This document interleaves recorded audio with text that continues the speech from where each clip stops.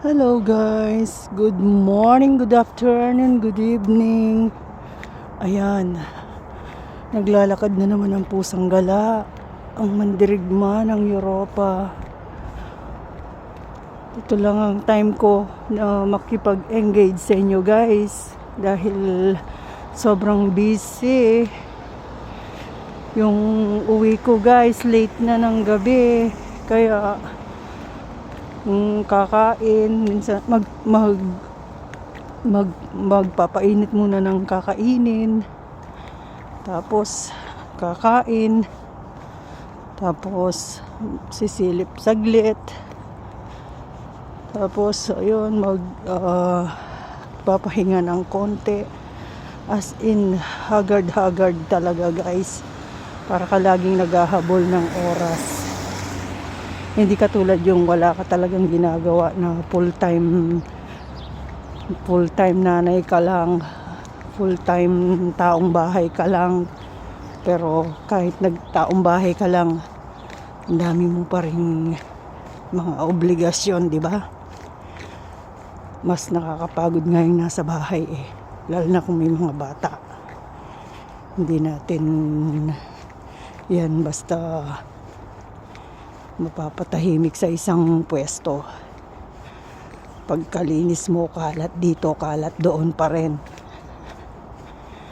Tapos ang mga ama, reklamo pa ng reklamo na wala ka namang ginagawa, hindi ka naman nagtatrabaho. Ano yun? Mas nakakapagod pa nga yun kaysa yung meron kang employer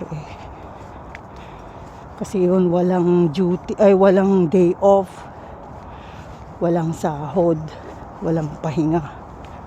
Akala lang nila madali ang maging nanay sa loob ng bahay, di ba?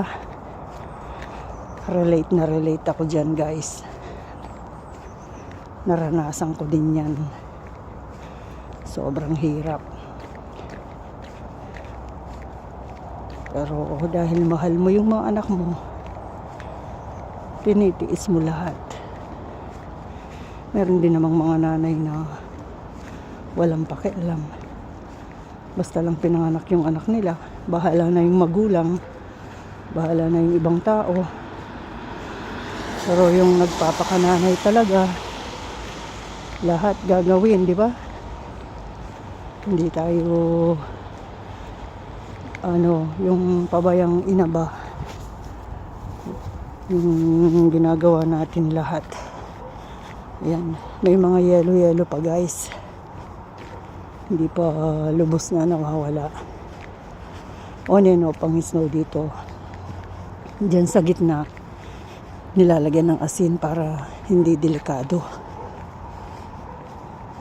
Hindi naman masyadong makapal dito sa aming lugar Ayan, part pa ng football to sa mga bata. Yung sa kabila dun sa mga adult.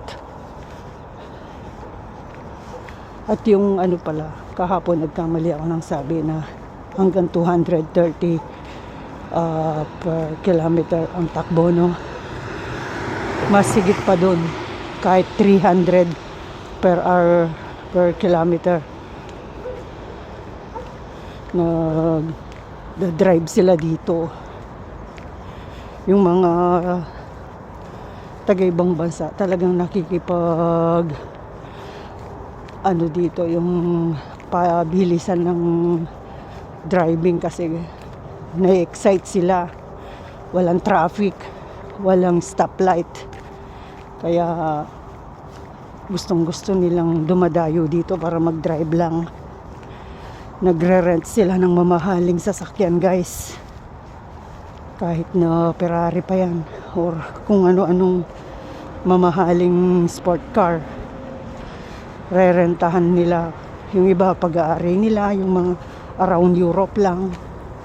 Pero kung galing ng US or sa amang panig ng mundo na mayaman, yun, nagre-rent sila. As in, para silang mga bullet train pag nag-drive. Kaya kung hindi ka makasabay sa kanila, ikaw yung tatabi. Huwag ka dun sa pinakamabilis na lane.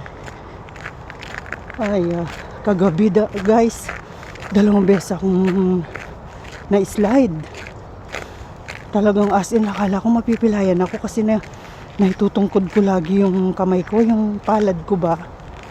Grabe, 2 beses akong natumba. Kasi sobrang dulas as in. Kaya ngayon, nag-iba na naman ako ng shoes guys. Doon pwede rin akong dumaan. Pero mostly dito ako. Yung paglabas ko, main road na. Hindi, ayaw kong dumaan dun sa shortcut. Kasi malambot yung lupa. Ayaw kong madumihan yung sapatos ko. Kasi medyo maselan tayo sa sapatos guys. Hindi rin ako palalaban ng sapatos. As in, kaya maingat ako sa sapatos. Hindi ako ayoko yung sapatos na nagpuputik kahit yung talampakan. Ay, ang lamig pa rin. Pero dahil mainit yung jacket natin guys, hindi ko nararamdaman sa katawan. Pagdating ko nga ng trabaho, parang pinawisan pa ako eh. Tsaka exercise din to guys. Naka face mask ako kasi nakakasipon yung nakakaplos sa balat mo. Ay, o sige guys, re-rest back ako pag talagang mahaba yung time ko sa pag-rest back. Pero nagtitingin talaga ako ng mga comment nyo, tapos nagre-reply din, tapos dumadalaw sa bahay nyo. Huwag kayong maiinip pag hindi ako naka-rest back agad. Na-appreciate ko lahat yung mga comment nyo, mga reaction nyo, yung mga patala nyo. Many thanks guys. Ganyan pala yung pagiging content creator. Kuno sa akin, sa sarili ko lang, na parang may obligasyon. Although nasasayang yung mga kinikita natin dahil hindi tayo consistent mag-post. Saka na pag natutukan ko ng todo guys. Okay guys, God bless us all. Mua.